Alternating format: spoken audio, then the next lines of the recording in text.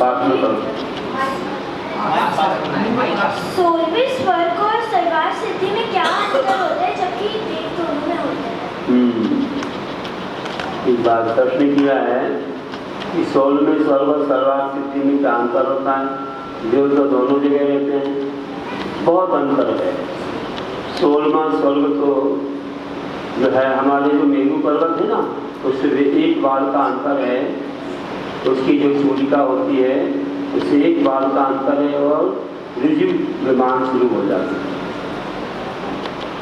और दो स्वर्गों के एक कल्प होते हैं, 14 में सांसान पुराण माहिंद आदि, तो 8 कल्पों में 16 स्वर्ग होते हैं।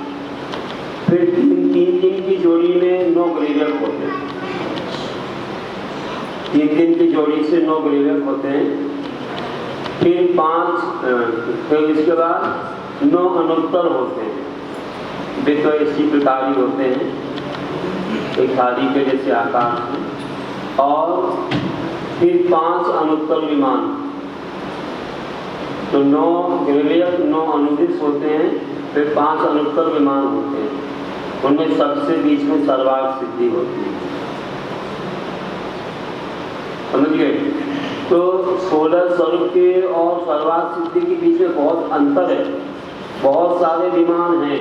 इसके बाद सर्वार्थ सिद्धि का, तो सर्वार्थ सिद्धि जाने के लिए तो मुनिराज ही जा सकते हैं, जो उत्कृष्ट सैन्य के धारी होते हैं चौथे काल में।